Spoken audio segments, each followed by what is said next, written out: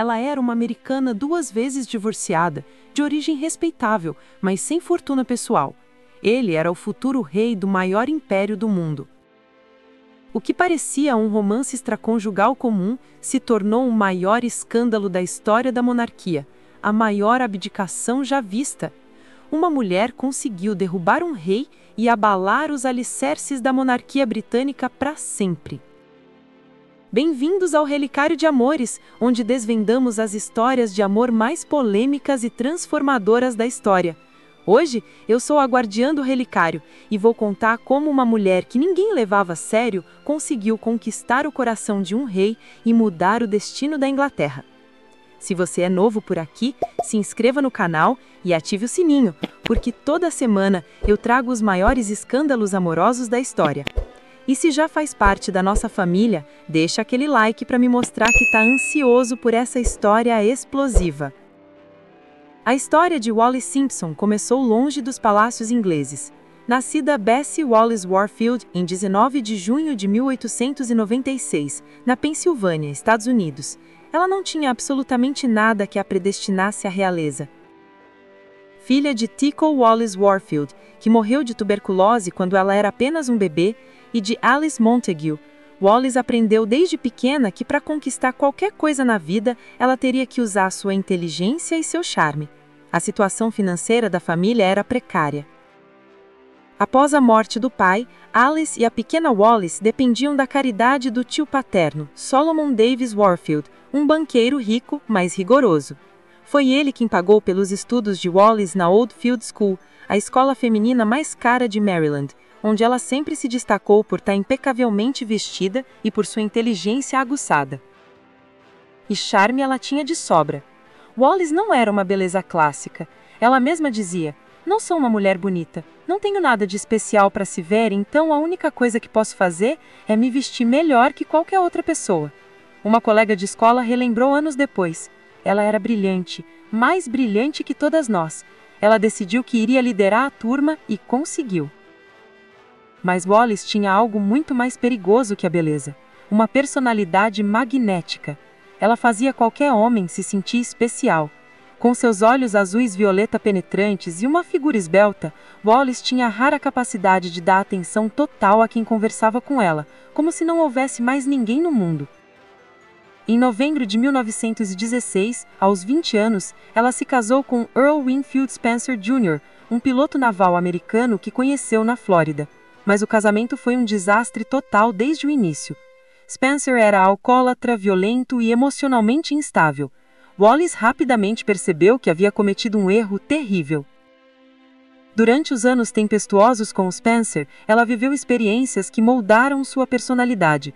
Moraram na Califórnia, Washington DC e até na China, onde Wallis passou o que ela chamou de seu ano de lótus, um período de autodescoberta onde, segundo rumores da época, ela teria aprendido técnicas orientais de sedução que mais tarde usaria para hipnotizar o príncipe Eduardo. Gente, a história está apenas começando. Deixem nos comentários qual o detalhe que mais chocou vocês até agora. E não se esqueçam de compartilhar esse vídeo com seus amigos. Tenho certeza que eles vão ficar tão surpresos quanto vocês. O que ela fez depois foi algo escandaloso para a época. Pediu o divórcio em 1927. Uma mulher divorciada nos anos 20 era praticamente uma pária social, mas Wallis estava determinada a recomeçar. Já estava livre e pronta para uma nova vida quando conheceu Ernest Aldrich Simpson, um executivo de navegação anglo-americano que vivia em Londres. Ernest era divorciado também, um empresário elegante, culto, que oferecia a Wallis exatamente o que ela procurava: entrada na alta sociedade londrina. Se casaram em julho de 1928 e Wallis finalmente tinha sua chance de brilhar nos círculos mais exclusivos da Inglaterra. Londres, nos anos 30, era o epicentro do poder mundial, e Wallis Simpson estava determinada a conquistar seu lugar ao sol. Como esposa de Ernest, ela frequentava as festas mais exclusivas da cidade. Era espiritosa, inteligente, irreverente e principalmente diferente de todas as inglesas comportadas da época. Tinha a confiança americana que intrigava a aristocracia britânica. E foi numa dessas festas, em 10 de janeiro de 1931, que ela conheceu o homem que mudaria sua vida para sempre: Eduardo, príncipe de Gales, futuro rei da Inglaterra. O próprio príncipe mais tarde recordou que Wallis estava resfriada naquela noite e não estava no seu melhor, mas mesmo assim, algo o intrigou. Eduardo tinha 37 anos, solteiro, charmoso e considerado o homem mais desejado do Império Britânico. Mulheres de toda a Europa sonhavam em conquistá-lo, mas ele sempre escapava de compromissos sérios. Estava cansado das formalidades da corte, do peso de ser herdeiro do trono e das expectativas sufocantes da família real.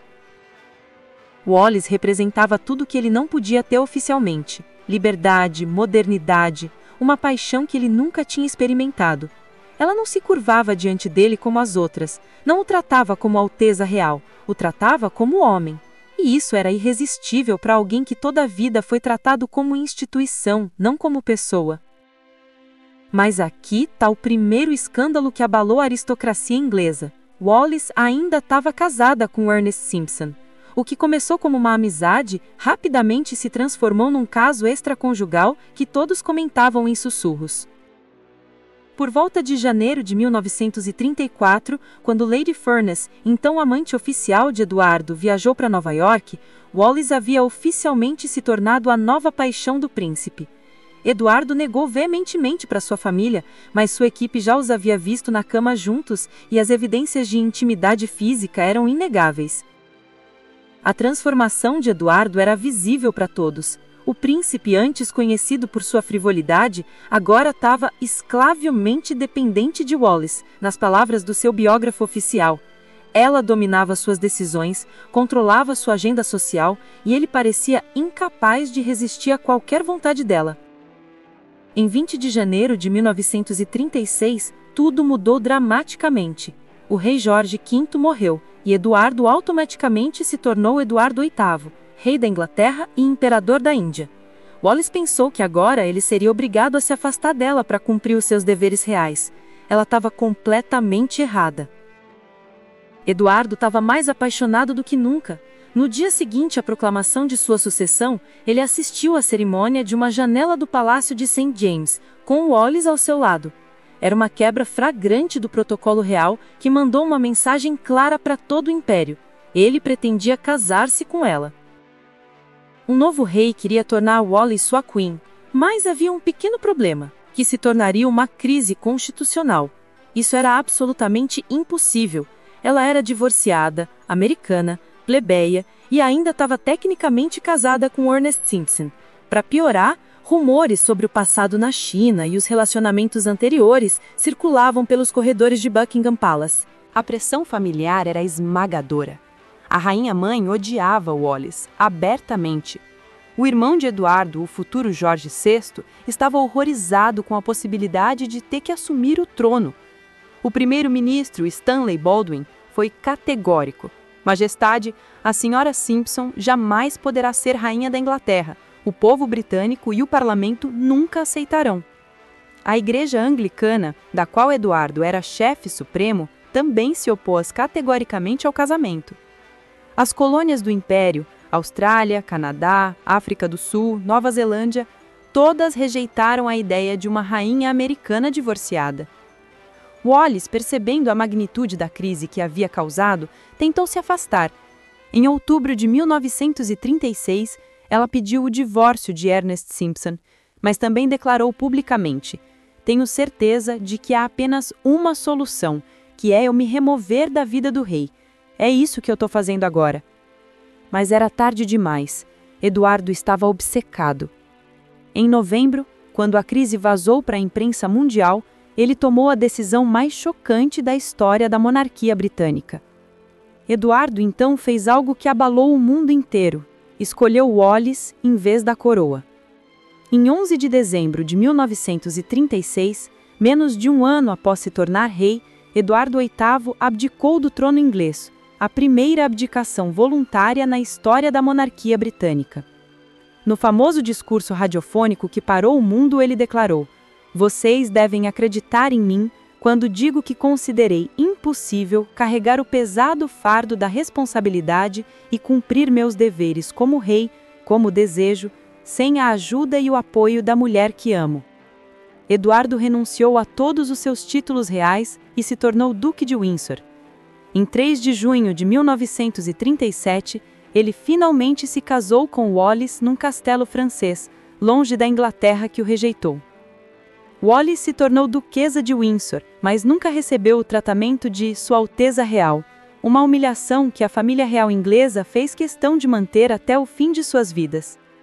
O casal viveu o resto da vida no exílio dourado, ricos, famosos, mas para sempre banidos da Inglaterra. Wallis conseguiu seu príncipe, mas ao preço de torná-lo um rei sem reino. Eles passaram 35 anos casados, viajando pelo mundo, dando festas luxuosas, mas sempre carregando o peso de serem os párias da realeza. A história de Wallis Simpson nos ensina que o amor pode ser mais poderoso que qualquer trono, mas também que algumas vitórias custam mais do que imaginamos. Uma mulher comum conseguiu fazer um rei escolher entre um império e o seu coração. E o coração venceu. Ela não conquistou apenas Eduardo VIII, ela conquistou a história, provando que às vezes o amor verdadeiro exige os maiores sacrifícios. Como ela mesma disse, "You can never be too rich or too thin." Nunca se é rico demais ou magro demais. E talvez nunca se ame demais quando se está disposto a perder tudo. Wallis pode não ter se tornado rainha da Inglaterra, mas se tornou algo muito mais raro.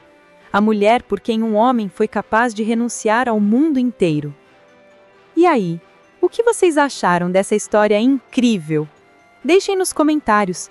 Vocês acham que Eduardo VIII fez a escolha certa ao abdicar por amor? Se vocês querem mais histórias explosivas como essa, se inscrevam no canal e ativem as notificações. Na próxima semana, eu vou contar a história de Catarina a Grande e seus 22 amantes oficiais, uma imperatriz que fazia Wallis Simpson parecer comportada. Até a próxima! E lembrem-se, no amor, às vezes é preciso escolher entre a coroa e o coração.